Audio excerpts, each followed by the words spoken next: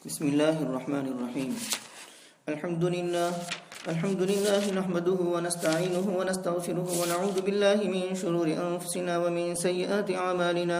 من يهده الله فلا مضل له ومن يضلله فلا هادي له، ونشهد أن لا إله إلا الله وحده لا شريك له، ونشهد أن سيدنا ومولانا محمدا عبده ورسوله صلى الله عليه وعلى آله وأصحابه وبارك وسلم تسليما كثيرا كثيرا. أما بعد، فأعوذ بالله من الشيطان الرجيم. بسم الله الرحمن الرحيم. إن يدعون من دونه إلا إناثا وإن يدعون إلا شيطانا مريدا لعنه الله وقال لأتخذن من عبادك نصيبا مفروضا ولأضلنهم ولأمنينهم ولآمرنهم فليبتكن آذان الأنعام ولآمرنهم فليغيرن خلق الله ومن يتخذ الشيطان وليا من دون الله فقد خسر خسرانا مبينا. يعدهم ويمنيهم وما يعدهم الشيطان إلا غرورا. أولئك مأواهم جهنم ولا يجدون عنها محيصا. والذين آمنوا وعملوا الصالحات سندخلهم جنات تجري من تحتها الأنهار خالدين فيها أبدا وعد الله حقا ومن أصدق من الله قيلا. ليس بأمانيكم ولا أماني أهل الكتاب، من يعمل سوءا يجز به ولا يجد له من دون الله وليا ولا نصيرا. ومن يعمل من الصالحات من ذكر أو أنثى وهو مؤمن فأولئك يدخلون الجنة ولا يظلمون نقيرا.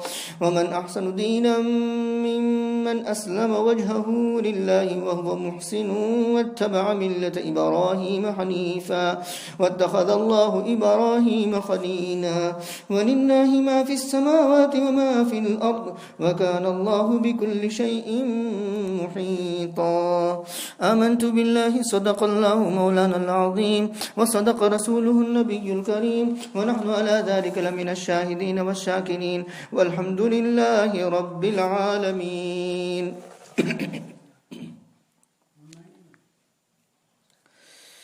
قابل احترام بزرگوں اور عزیز دوستوں اور میری معزز ماں بہنوں، سورہ نساء کی آیت نمبر 117 سے لے کر کے 126 تک پڑھی گئی ہیں. پہلی آیت کا ترجمہ دیکھتے ہیں.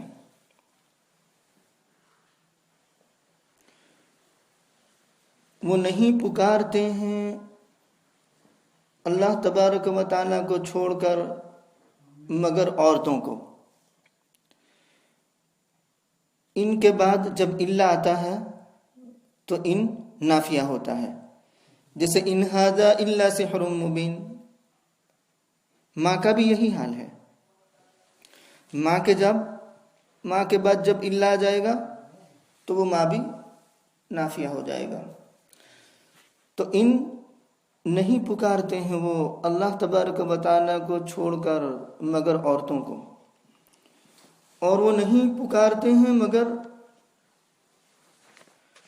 شیطان دھتکارا ہوا جس پر اللہ تبارک و تعالیٰ نے لعنت فرمائی. اور شیطان نے کہا میں ضرور لوں گا تیرے بندوں سے ایک مقررہ حصہ، اور میں ضرور ان کو گمراہ کروں گا، ان کو امیدیں دلاؤں گا، آرزویں دلاؤں گا، اور ان کو حکم دوں گا. وہ ضرور کاٹیں گے جانوروں کے کان، یعنی کانوں میں سوراخ کریں گے، کان کو چیر دیں گے اور بتوں کے نام پر ان کو چھوڑ دیں گے، حالانکہ اللہ تبارک و تعالیٰ کی جانب سے ایسا کوئی حکم نہیں دیا گیا ہے. اور میں ان کو حکم دوں گا، وہ ضرور اللہ تبارک و تعالیٰ کی تخلیق کو بدل دیں گے، اللہ کی بناوٹ کو بدل دیں گے. اور جو شیطان کو دوست بنائے اللہ تبارک و تعالیٰ کو چھوڑ کر، تو وہ صریح نقصان میں جا پڑا۔ شیطان ان کو وعدہ کرتا ہے اور ان کو امیدیں دلاتا ہے، اور شیطان نہیں وعدہ کرتا ان کو مگر فریب کا اور دھوکے کا۔ وہ لوگ، ان کا ٹھکانہ جہنم ہے، اور وہ لوگ جہنم سے کہیں بھاگنے کی جگہ نہ پائیں گے۔ محیصہ ہاں سے یحیسو سے اس میں ظرف ہے، اور مصدر میمی بھی ہو سکتا ہے، لیکن اس میں ظرف کا معنی بہتر ہے۔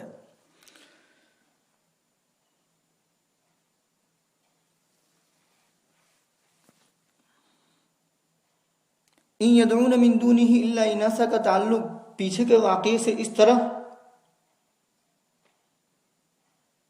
جڑ جائے گا، علی اختلاف القولین، بشیر یا طعمہ جب چوری پکڑی گئی تو مدینہ منورہ سے بھاگ نکلا اور مکہ المکرمہ پہنچ گیا اور مشرکین سے جا ملا، تو وہ مشرکین کا کیا حال ہے؟ اگر بشیر اور طعمہ پہلے منافق تھے تو اب ان کا کفر کھل گیا، اور اگر مسلمان تھے تو وہ مرتد ہو گئے۔ دونوں صورتوں میں ماحصل ایک ہی ہوگا کہ مشرکین سے جا ملنا، اور مشرکین جس کی پوجا پاٹ کرتے ہیں اس کی پوجا پاٹ کرنا۔ مشرکین کا کیا حال تھا وہ بیان کیا جا رہا ہے۔ وہ نہیں پکارتے ہیں اللہ تبارک و تعالیٰ کو چھوڑ کر مگر عورتوں کو، الا اناسا۔ الا اناسا کے بارے میں ایک تفسیر یہ ہے کہ وہ بت جن کے نام انہوں نے عورتوں کے نام پر رکھے ہیں، یعنی دیوی دیوتا، نائلہ، یساف یا اساف، لات، منات، عزا، اللہ سے لات بنا دیا، عزیز سے عزا بنا دیا، اور منان سے منات بنا دیا، کیونکہ ان کے زوم کے مطابق دیوی دیوتا مؤنث۔ تو فسماہن اللہ اناسا، اللہ تبارک و تعالی نے ان کو اناسا سے تعبیر کیا، بتسمیت المشرکین ایاہم باسماء الاناث، کیونکہ مشرکین ان بتوں کے نام عورتوں کے نام پر رکھتے تھے۔ نمبر 1۔ دوسری تفسیر اناسا کی صاحب جلالین نے بھی غالباً یہی تفسیر کی ہے، مواتا، کہ وہ لوگ یعنی ان یدعون من دونہ الا مواتا۔ مواتن کا مطلب مات یموت، موت، مواتن لا روح فیہ، وہ چیز جس میں کوئی روح نہ ہو۔ تو خشبۃ یابسۃ، خشک لکڑا، یا حجر، یا پتھر، اس طرح کی چیزیں۔ حجر یابس، بڑا راک ہو، بڑا پتھر ہو، اس میں کوئی جان نہیں ہوتی، کوئی روح نہیں ہوتی۔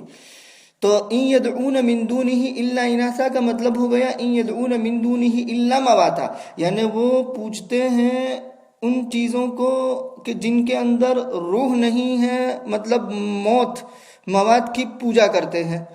تو دیوی دیوتا بھی موات ہی ہے اور یہ بھی موات ہی ہے۔ فرق صرف اتنا ہے کہ وہاں نام دیے گئے ہیں اور یہاں نام نہیں دیے گئے، اس میں عموم ہے۔ نمبر 3، فرشتے۔ ان کے ذام کے مطابق فرشتے یہ اللہ تبارک و تعالیٰ کی بیٹیاں ہیں۔ مشرکین یوں کہا کرتے تھے کہ الملائکۃ بنات اللہ، یزعمون انہم بنات اللہ، کہ فرشتے اللہ کی بیٹیاں ہیں، اور وہ یہ خیال کرتے تھے کہ اللہ کی بیٹیاں ہیں تو ان کی پوجا کی جائے۔ تو کہا کہ ان یدعون من دونہ الا اناسا فاستفتہم الربک البنات ولہم البنون، اپنے لیے بیٹے خاص کرتے تھے اور اللہ تبارک و تعالیٰ کے لیے بیٹیاں تجویز کرتے تھے۔ افاصفاکم ربکم بالبنین واتخذ من الملائکۃ اناسا، افاصفاکم ربکم، اللہ تبارک و تعالیٰ نے تم کو خاص کر دیا ہے بیٹوں کے ساتھ، اور فرشتوں کو بیٹیاں بنا دیا اللہ تبارک و تعالیٰ نے۔ تو یہ تیسری بات کہ اناسا سے مراد ملائکہ، تو وہ نہیں پکارتے ہیں اللہ تبارک و تعالیٰ کو چھوڑ کر مگر ملائکہ کو، جو ان کے ذام کے مطابق اللہ تبارک و تعالیٰ کی بیٹیاں ہیں۔ وَإِن يَدْعُونَ إِلَّا شَيْطَانًا مَرِيدًا، وہ نہیں پکارتے ہیں مگر شیطان. مرد یمرد، اسی سے ہے تمرد یا تمرد متمرد، سرکش شیاطین کو کہتے ہیں. تو شیطان جو سرکش ہے اس کی پوجا کرتے ہیں، جس پر اللہ تبارک و تعالیٰ نے لعنت فرمائی ہے. وَإِنَّ عَلَيْكَ لَعْنَتِي إِلَى يَوْمِ الدِّينِ وَإِنَّ عَلَيْكَ اللَّعْنَةَ إِلَى يَوْمِ الدِّينِ، یہ مضمون آیا. اللہ تبارک و تعالیٰ نے جس پر لعنت کی ہے، شیطان کو راندے دربار کیا گیا، راندے درگاہ کیا گیا، تو بدلہ لینے کے طور پر اللہ تبارک و تعالیٰ سے اس نے یہ کہا لَأَتَّخِذَنَّ مِنْ عِبَادِكَ نَصِيبًا مَفْرُوضًا رَبِّ بِمَا أَغْوَيْتَنِي لَأُزَيِّنَنَّ لَهُمْ فِي الْأَرْضِ وَلَأُغْوِيَنَّهُمْ أَجْمَعِينَ فَبِمَا أَغْوَيْتَنِي لَأَقْعُدَنَّ لَهُمْ صِرَاطَكَ الْمُسْتَقِيمَ.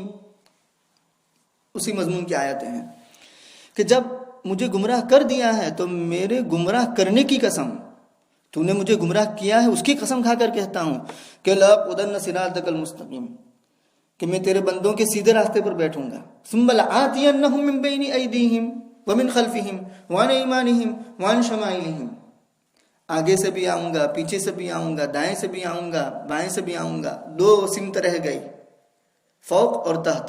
اوپر اللہ کی رحمت ہے، اللہ کی رحمت اور بندے کے درمیان وہ حائل نہیں ہوگا. اور نیچے رہ گیا، نیچے دیکھ کر چلتے رہو، اسی میں سلامتی ہے.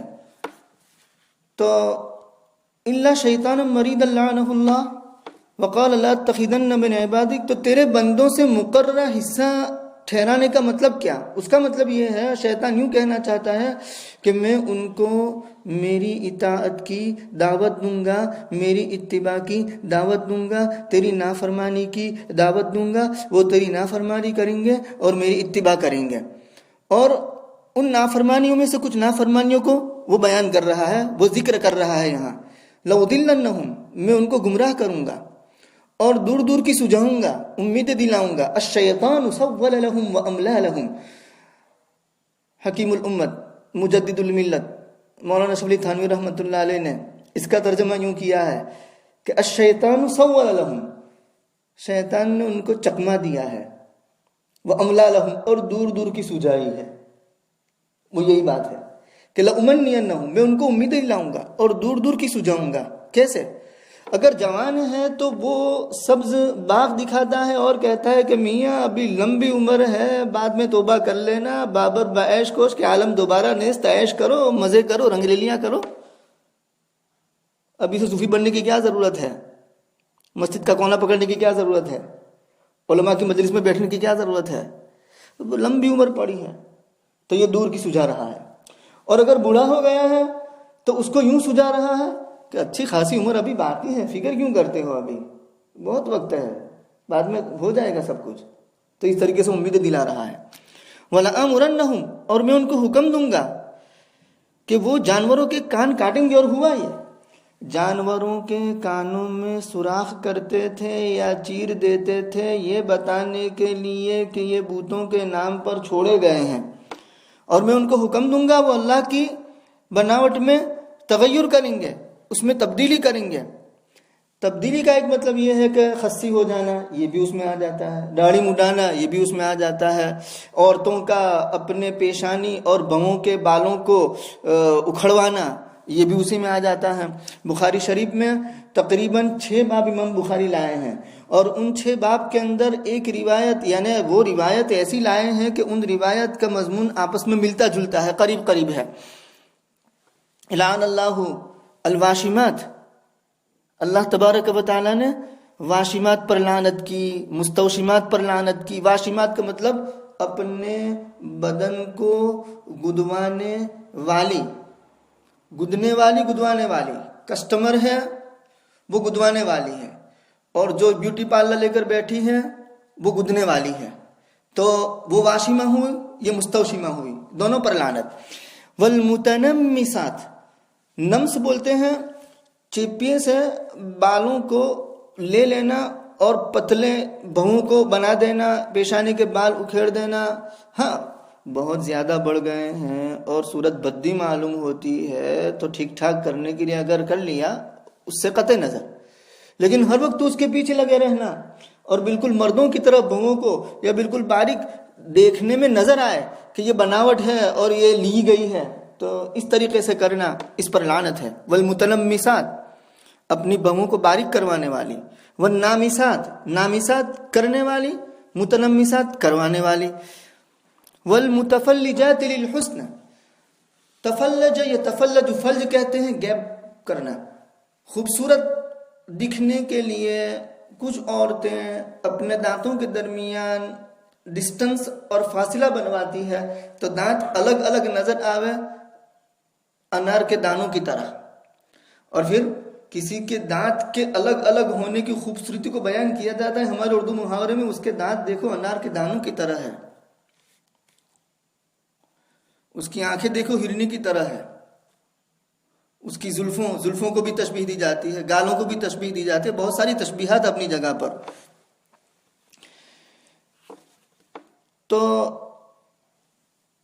متفلجات بالحسن، دانتوں کے درمیان کشادگی کروانے والیاں عورتیں۔ عبداللہ بن مسعود کی روایت ہے، وہ فرماتے ہیں کہ ایک عورت وہاں موجود تھی، ام یعقوب، اس نے کہا کہ یہ آپ کیا کہہ رہے ہیں؟ تو عبداللہ بن مسعود نے فرمایا مالی لا اعلن علی من نال اللہ لعن النبی صلی اللہ علیہ وسلم فی کتاب اللہ، مجھے کیا ہو گیا ہے کہ میں لعنت نہ کروں اس پر جس پر نبی نے اللہ کی کتاب میں لعنت کی؟ تو اس عورت نے کہا کہ واللہ قرأتہ ما بین اللوحتین فما وجدتہ، بخدا میں نے تو دونوں گتوں کے درمیان، لوحتین اس کو کہتے ہیں، یہ اوپر کا گتا اور یہ نیچے کا گتا، ان دو گتوں کے درمیان جو کچھ بھی ہے وہ میں نے پڑھ لیا، میں نے تو کچھ بھی نہیں پایا۔ تو عبداللہ بن مسعود نے فرمایا واللہ لو قرأتیہ لوجدتیہ، بخدا اگر تو پڑھتی تو پا لیتی۔ اس کے بعد یہ آیت پڑھی، کون سی آیت پڑھی؟ وَمَا آتَاكُمُ الرَّسُولُ فَخُذُوهُ وَمَا نَهَاكُمْ عَنْهُ فَانْتَهُوا، جو رسول تمہیں دے وہ لے لو اور جس سے تمہیں روکے اس سے رک جاؤ۔ تو نبی کریم صلی اللہ علیہ وسلم نے جن کاموں پر لعنت کی ہے تو گویا کہ آٹومیٹکلی وہ اللہ تبارک و تعالیٰ کے کلام کے اندر آ چکا، کیونکہ وما آتاکم الرسول، جب لعنت کی ہے تو ان کاموں سے بچنا چاہیے، نبی جو تمہیں دے اس کو لو اور جس سے روکے تو لعنت والے کاموں سے رکنا چاہیے۔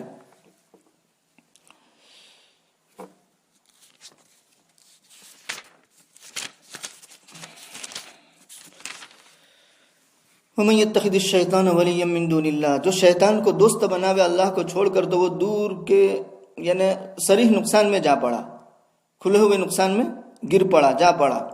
یعدہم ویمنیہم، شیطان تو وعدہ کرتا ہے اور دور دور کی سجاتا ہے، امید دلاتا ہے، بابر بعیش کو اس کے عالم دوبارہ نیست، یہ کہتا رہتا ہے اور ہر وقت تلقین کرتا رہتا ہے۔ خرچ کرنا جب انسان کے دل میں آتا ہے خرچ کرنے کا جذبہ تو اس وقت وہ فقر کا وعدہ کرتا ہے کہ یعدکم الفقر ویامرکم بالفحشاء واللہ یعدکم مغفرۃ منہ وفضلا۔ تو اللہ تعالیٰ فرماتے ہیں کہ وما یعدہم الشیطان الا غرورا، شیطان جتنے بھی وعدے کرتا ہے وہ سارا فریب اور دھوکہ ہے۔ اسی لیے اس کے بعد والی آیت میں اللہ تبارک و تعالیٰ نے فرمایا ہے ومن اصدق من اللہ قیلا، یہ تقابل ہے کہ شیطان کا وعدہ جھوٹ ہی جھوٹ ہے اور اللہ تبارک و تعالیٰ کا وعدہ سچا ہی سچا ہے، اسی لیے وہ شیطان کا خطبہ قرآن کریم میں ہے۔ ولما کیا ہے وہ آیت، کہاں سے شروع ہوتی ہے؟ آپ پڑھتے رہتے ہیں نا مغرب۔ وقال الشیطان لما قضی الامر ان اللہ وعدکم وعد الحق، وہاں شیطان خود بھی اقرار کرے گا کہ اللہ نے تم سے سچا وعدہ کیا تھا، ووعدتکم فاخلفتم لی، اور میں نے بھی وعدہ کیا لیکن میں نے وعدہ خلافی لی، میں نے وعدہ خلافی کی۔ ما انا بمصرخکم وما انتم مصرخیہ، اس وقت وہ مکر جائے گا، منکر ہو جائے گا۔ تو اللہ تبارک و تعالیٰ بڑے کریم ہیں، بڑے رحیم ہیں، بڑے رحمان ہیں، بڑے منعم ہیں، بڑے محسن ہیں، بندوں کے بڑے خیر خواہ ہیں، پہلے سے سب کچھ بتا دیا ہے، لیکن پھر بھی شیطان کے شکنجے میں انسان آ جاتا ہے اور اس کے کہے پر چل پڑتا ہے۔ یعدہم ویمنیہم وما یعدہم الشیطان الا غرورا اولئک مأواہم جہنم، ان کا آؤٹ کم، ان کا نتیجہ کیا ہوگا؟ ایسے لوگوں کا نتیجہ یہ ہوگا کہ اولئک مأواہم جہنم ولا یجدون عنہا محیصا، ایسے لوگ جہنم میں داخل ہوں گے اور ایسے داخل ہوں گے کہ جہنم سے پھر نکلنے کی جگہ ہوں گی نہیں، وہ مطلب نکلنے کی جگہ نہیں پائیں گے۔ بھاگ نکلنے کی جگہ نہیں پائیں گے۔ قرآن کریم کا یہ حکیمانہ اسلوب ہے کہ تقابل اور توازن بیان کرتا ہے۔ جب اس کے نافرمان بندوں کا ذکر ہوا اور ان کی سزا کا ذکر ہوا تو اس کے مقابلے میں جو فرما بردار ہوں گے ان کا ذکر اور ان کو جن انعامات سے نوازا جائے گا اس کا ذکر اللہ تبارک و تعالیٰ فرماتے ہیں۔ والذین آمنوا وعملوا الصالحات، وہ لوگ جو ایمان لے آئے اور نیک کام کیے، ہم ان کو داخل کریں گے ایسے باغات میں جن کے نیچے سے نہریں بہتی ہیں، وہ اس میں ہمیشہ ہمیشہ رہیں گے۔ وعد اللہ حقا منصوب بنزع الخافض، وعد اللہ حقا، یہ حقا مصدر ہے، مفعول مطلق اس کا فعل حذف ہو گیا ہے، یعنی وعد اللہ وعدن حقا ایسا ہے، تو فعل کو حذف کر دیا اور مصدر کے ساتھ فعل کی اضافت کر دی تو وعد اللہ ہو گیا، اور اس کا مفعول مطلق صفت رہنے دی وعد اللہ حقا۔ ومن اصدق من اللہ قیلا، اور اللہ سے زیادہ سچی بات کس کی ہو سکتی ہے، یعنی اللہ کی بات سچی۔ ومن اصدق من اللہ حدیثا، اللہ کی بات سچی، اللہ کی بات پکی، اس میں کوئی شک اور شبہ نہیں۔ اللہ تبارک و تعالی نے جو وعدے کیے ہیں وہ سارے وعدے مل کر رہیں گے۔ لیس بامانیکم، آگے کی آیت، تمہاری امیدوں پر کوئی مدار نہیں۔ امانیہ امنیتن کی جمع ہے، منا بھی جمع آتی ہے اور امانی بھی جمع آتی ہے۔ تمہاری امیدوں پر کوئی مدار نہیں اور نہ اہل کتاب کی امیدوں پر۔ جو برائی کرے گا اس کو اس کی سزا دی جائے گی، اور وہ اپنے لیے اللہ کو چھوڑ کر کوئی مددگار اور کوئی حمایتی نہ پائے گا۔ حضرت قتادہ رضی اللہ تعالیٰ عنہ فرماتے ہیں کہ اس آیت کا شان نزول یہ ہے کہ اہل کتاب اور مسلمان آپس میں مفاخرانہ گفتگو کر رہے تھے۔ اہل کتاب یوں کہہ رہے تھے کہ کتابنا قبل کتابکم و نبینا قبل نبیکم، ہماری کتاب تمہاری کتاب سے پہلے، ہمارے نبی تمہارے نبی سے پہلے، لہذا ہم افضل ٹھہرے، نحن افضل منکم۔ تو مسلمان ان کے جواب میں کہتے ہیں کہ نبینا، ہمارے نبی آخری نبی، خاتم النبیین، اور ہماری کتاب پچھلی تمام کتابوں کو منسوخ یعنی نسخ کرنے والی، ہماری کتاب ناسخ، تو ہم افضل ٹھہرے۔ تو آیت نازل ہو گئی کہ نہ تو اہل کتاب کی امیدوں اور آرزوؤں پر مدار ہے افضل ہونے کا، اور نہ مسلمانوں کی امیدوں اور آرزوؤں پر مدار ہے افضل ہونے کا۔ افضل ہونے کا مدار کیا ہے؟ کسی کی کتاب کتنی ہی افضل ہو، کسی کا نبی کتنا ہی افضل ہو، لیکن عمل اس کا غلط ہے، طریقہ اس کا غلط ہے، تو اس غلط عمل کی وجہ سے، نافرمانی کی وجہ سے، غلط طریقہ اختیار کرنے کی وجہ سے یجزی بہ، اس کو سزا دی جائے گی، قطع نظر اس سے کہ وہ کون ہے یہ نہیں دیکھا جائے گا۔ تو یہ ایک اصول بیان کر دیا۔ تو مفاخرانہ گفتگو، اس کے بعد ایک محاکمہ بیان کیا گیا ہے، اور اس کے بعد والی آیت میں ایک معیار بیان کیا گیا ہے کامیابی کا، مقبولیت کا۔ وَلَا يَجِدْ لَهُ مِن دُونِ اللَّهِ وَلِيٌّ وَلَا نَصِيرًا، اور اپنے لیے اللہ کو چھوڑ کر کوئی حمایتی اور کوئی مددگار نہ پائے گا۔ جب یہ آیت نازل ہوئی، مسلم شریف میں روایت ہے، مسند احمد میں بھی روایت ہے، ابو ہریرہ رضی اللہ تعالیٰ عنہ فرماتے ہیں کہ صحابہ کرام رضوان اللہ تعالیٰ علیہم اجمعین پر شاق گزرا، بہت بھاری گزرا، اور نبی کریم صلی اللہ علیہ وسلم سے صحابہ نے عرض کیا کہ یا رسول اللہ صلی اللہ علیہ وسلم، یہ آیت من یعمل سوءا یجز بہ، اس نے تو کچھ چھوڑا ہی نہیں، یعنی ہر گناہ پر سزا دی جائے گی، تو بچے گا کون؟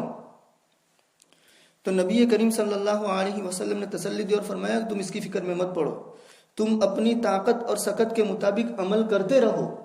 یہاں جو سزا بیان کی گئی ہے وہ سزا یہ نہیں ہے کہ جہنم ہی کی سزا ہے، یہاں سزا سے مراد یہ بھی ہے دنیا کے اندر ہم مصیبت میں مبتلا ہوتے ہیں، بخار آتا ہے، کوئی مالی نقصان ہوتا ہے، کوئی جانی نقصان ہوتا ہے، اور اس پر وہ صبر کرتا ہے، تو اس پر صبر کرنے کے نتیجے میں تمہارے گناہ معاف ہوتے ہیں۔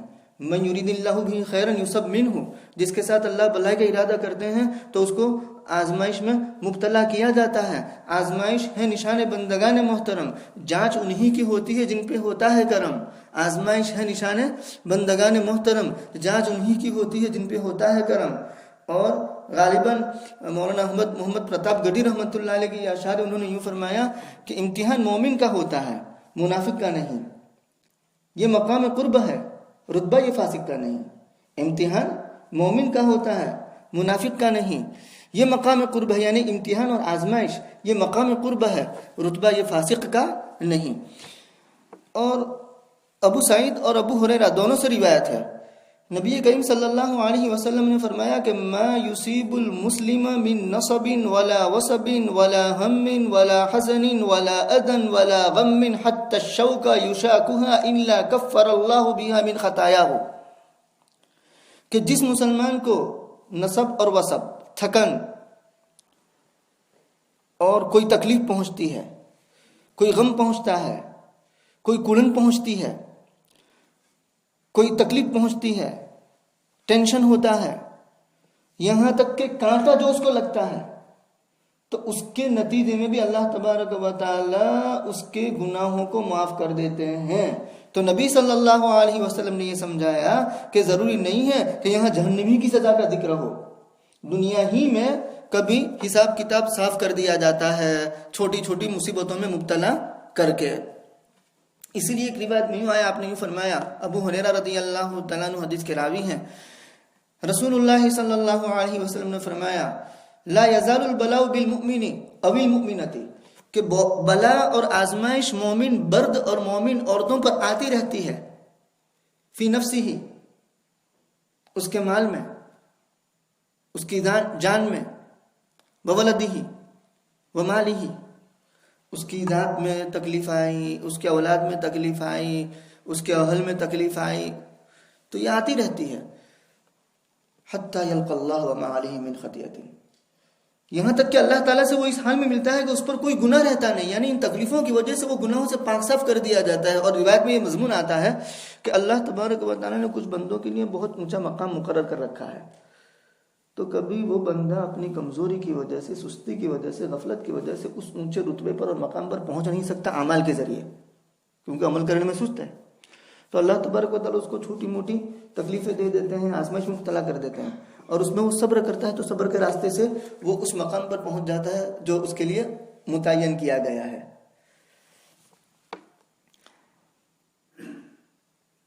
تو من یعمل سوءا یجز بہ، آپ نے یہ سمجھایا۔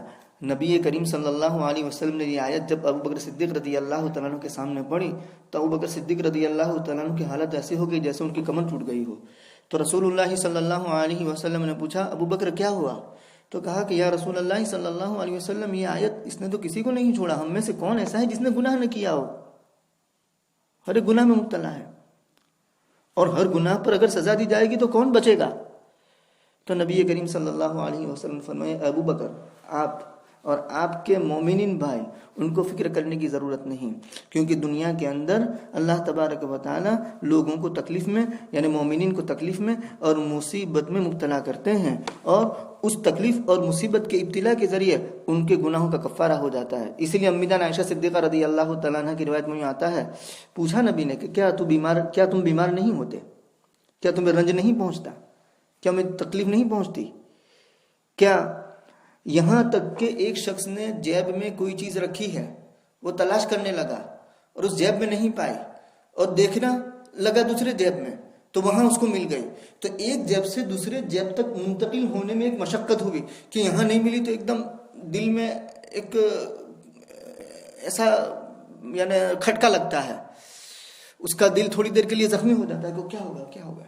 تو کہا کہ ایک جیب سے دوسرے جیب تک منتقل ہونے میں جو مشقت اس کو ہوئی، اس پر بھی اللہ تبارک و تعالیٰ گناہ معاف فرماتے ہیں، اس پر بھی اس کے سیئات کا کفارہ ہو جاتا ہے۔ آگے اصول بیان کیا، جو نیک کام کرے مرد ہو یا عورت، شرط یہ ہے کہ وہ مومن ہونا چاہیے، حال یہ کہ وہ مومن ہو، تو وہ لوگ جنت میں داخل ہوں گے، اور ظلم نہیں کیے جائیں گے تل کے برابر بھی۔ نقیر، قطمیر اور فتیل، عرب حضرات کسی چیز کی قلت بیان کرنے کے لیے 3 لفظ استعمال کرتے تھے، قطمیر، ما یملکون من قطمیر سورہ فاطر میں ہے، اور نقیر یہاں ہے، اور فتیلہ بھی سورہ نساء میں پیچھے گزر گیا ہے۔ تو فتیلہ وہ کھجور کی گٹلی کے بیچ میں جو تاگا ہوتا ہے اس کو بولتے ہیں، اور نقیر کھجور کی گٹلی کو جب ہم پلٹائیں گے تو پیچھے ٹائنی اسپاٹ چھوٹا سا نقطہ ہوتا ہے، اس کو نقیر بولتے ہیں، اس کا ترجمہ تیل کے برابر، ذرہ برابر کر دیتے ہیں۔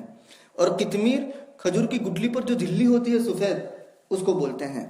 تو کہا کہ ذرہ برابر ظلم نہیں کیا جائے گا، یعنی ایسا نہیں ہوگا کہ زید نے کوئی عمل کیا ہے اور وہ عمل اس کے نامہ عمل میں لکھا نہ ہو یا کم کر کے لکھا جائے، ایسا نہیں ہوگا، یا کوئی عمل کیا ہی نہیں ہے اور لکھ دیا گیا ہے، ایسا نہیں ہوگا۔ آگے اللہ تبارک و تعالیٰ کے یہاں مقبولیت اور کامیابی کا معیار کیا ہے، تو اس معیار کے 2 جزو کو آنے والی آیت میں بیان کیا گیا ہے۔ ان 2 جزو میں سے پہلا جزو اسلم وجہہ للہ اور دوسرا جزو وہو محسن واتبع ملت ابراہیم حنیفہ۔ اسلم وجہہ للہ کا خلاصہ لب لباب یہ ہے کہ اخلاص ہو، خلوص ہو، یعنی اپنے عمل کے اندر وہ مخلص ہو، ریاکاری کا جذبہ نہ ہو، نام و نمود اور شہرت کا جذبہ نہ ہو، اور نفسانی اغراض اور خواہشات کا جذبہ نہ ہو، بلکہ اللہ کو راضی کرنے کے جذبے سے وہ کام کریں۔ اور محسن کا مطلب یہ ہے کہ وہ کام حسن عمل ہو، یعنی مطلب یہ کہ وہ کام شریعت کی تعلیم کے مطابق ہو، اللہ رسول کی ہدایات اور فرامین کے مطابق ہو۔ تو خلوص کو تو سب سمجھتے ہیں، لیکن اللہ رسول کی تعلیمات کے مطابق عمل ہونے کا مطلب یہ ہے، اس سے لوگ غافل رہتے ہیں۔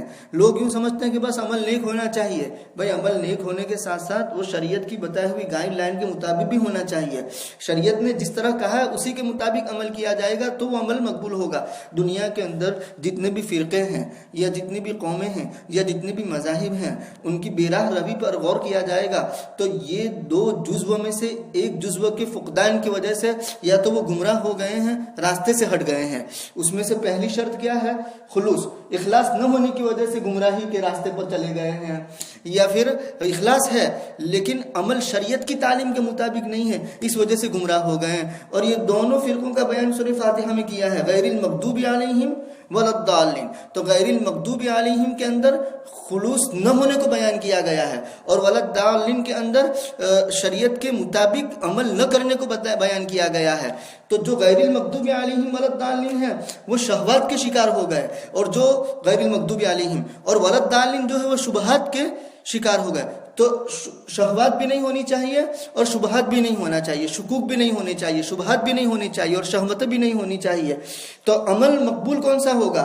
اگر یہ 2 میں سے کوئی ایک چیز بھی مفقود ہوگی، ایک چیز میں بھی خلل زلل آ گیا، تو چاہے کتنا ہی عمل کر لے، کتنی ہی کوشش کر لے، وہ ساری کوششیں، وہ ساری محنتیں اس کی اکارت جائے گی اور بیکار جائے گی، اس کا کوئی اجر و ثواب مرتب نہیں ہوگا۔ تو اجر و ثواب کے مرتب ہونے کے لیے عمل خلوص کے ساتھ ہونا چاہیے، اور دوسرا شریعت کی تعلیم کے مطابق ہونا چاہیے۔ مثال کے طور پر ظہر کی 4 رکعت نماز پڑھنا، تو کم کرنا جیسے جرم ہے اور گناہ ہے، زیادہ کرنا وہ بھی جرم ہے۔ کوئی 3 پڑھے وہ بھی گناہ، اور 4 کے بجائے کوئی 5 رکعت پڑھ لے تو وہ بھی گناہ۔ اسی طریقے سے روزے کے اندر، اسی طریقے سے حج کے اندر نبی کریم صلی اللہ علیہ وسلم کی جو تعلیمات ہے اس کے مطابق جتنے بھی اعمال اسلام کے ہیں اس کو کرنا چاہیے۔ اگر اس کے مطابق نہیں کرتا ہے تو وہ محسن نہیں۔ اسی لیے قرآن کریم کی آیات کے اندر غور کرتے ہیں، تبارک الذی بیدہ الملک وہو علی کل شیء قدیر الذی خلق الموت والحیاۃ لیبلوکم ایکم احسن عملا۔ تو حسن عمل اس کو معیار بنایا گیا ہے، کثرت عمل نہیں۔ عمل بہت زیادہ ہے لیکن شریعت کی تعلیمات کے مطابق نہیں ہے تو اس کا کوئی نتیجہ مرتب نہیں ہوگا۔ عمل کم ہے لیکن کوالٹی لیے ہوئے ہیں، تو اللہ تبارک و تعالیٰ کے یہاں کوالٹی چاہیے، کوانٹیٹی نہیں، کیفیت چاہیے، کمیت نہیں۔ کیفیت مطلب یہ کہ شریعت کی تعلیم کے مطابق وہ عمل ہونا چاہیے، تو اللہ تبارک و تعالیٰ کے یہاں وہ معتبر ہوگا۔ تو وہ اس سے بڑھ کر دین کس کا اچھا ہو سکتا ہے جو اپنے چہرے کو جھکا دے اللہ کے لیے۔ وجہ جزو مراد لیا گیا، جزو بولا گیا اور پوری ذات مراد لی گئی، جس کو ہم تفسیر کی اصطلاح میں، علم معنی کی اصطلاح میں یوں کہتے ہیں کہ اطلق الجزء و ارید الکل۔ جزو کا اطلاق ہوا اور کل مراد لیا گیا ہے۔ اور جزو وجہ کو اس لیے لأنہ اشرف الاعضاء، چہرے کو اس لیے بیان کیا کہ وہ اعضاء میں سب سے شرافت والا، سب سے عظمت والا عضو ہے۔ وہ کسی کے سامنے جھک گیا، گویا پوری ذات اس نے جھکا دی۔ تو کہا کہ جس نے اپنے چہرے کو جھکا دیا مطلب تابعدار ہو گیا، سر سے لے کر پیر تک۔ مطلب جو بھی کام کرتا ہے اللہ تبارک و تعالیٰ کو راضی کرنے کے جذبے سے کرتا ہے، وہ محسن اور وہ حسن عمل والا ہو۔ مطلب یہ کہ اس کا عمل شریعت کی تعلیمات کے مطابق ہو اور ملت ابراہیم کی پیروی کرے، جو ادیان باطلہ سے ہٹ کر دین حنیف یعنی ایک دین حنیف کی طرف یکسو ہونے والے تھے، دین حنیف کی طرف متوجہ ہونے والے تھے، سیدھے دین کی طرف متوجہ ہونے والے تھے۔ اللہ تبارک و تعالیٰ نے ابراہیم علیہ السلام کی مثال پیش کر کے ان کی اتباع کی گویا کہ دعوت دی، واتخذ اللہ ابراہیم خلیلا، اور ساتھ میں یہ بھی معلوم ہو گیا کہ ابراہیم کو مقام خلت جو ملا ہے وہ اس وجہ سے ملا ہے کہ ایک تو خلوص تھا ان کے اندر، اور دوسرا کہ وہ جو بھی عمل کرتے تھے وہ سارا کا سارا عمل تائیدت غیبی کے ساتھ تھا، یعنی اللہ تبارک و تعالیٰ کی جانب سے جو گائیڈ لائن مل رہی تھی اس کے مطابق وہ عمل کیا جا رہا تھا، اس لیے اللہ تبارک و تعالیٰ نے ان کو مقام خلت پر پہنچایا۔ وَلِلَّهِ مَا فِي السَّمَاوَاتِ وَمَا فِي الْأَرْضِ، اللہ ہی کے لیے جو کچھ آسمان میں ہے اور جو کچھ زمین میں ہے۔ وَكَانَ اللَّهُ بِكُلِّ شَيْءٍ مُحِيطًا، اور اللہ ہر چیز کا احاطہ کیے ہوئے ہیں۔ مطلب یہ کہ اللہ تبارک و تعالیٰ کو عمل کرنے والے کا عمل بھی معلوم ہے، اور عمل کرنے والا کس نیت سے عمل کر رہا ہے وہ بھی معلوم ہے۔ جب یہ معلوم ہے تو عمل کرنے والوں کو ان کی نیت کے مطابق جزا اور سزا دے گا۔ اگر اچھی نیت ہے، اللہ کو راضی کرنے کا جذبہ ہے تو اس کے مطابق اس کو نوازا جائے گا، اور اگر خلوص اور صدق نہیں ہے، ناموری ہے، شہرت کا جذبہ ہے، نام و نمود ہے، ریاکاری ہے، اغراض نفسانی اس میں شامل ہے، تو پھر اس صورت میں اس کے مطابق اس کو سزا دی جائے گی۔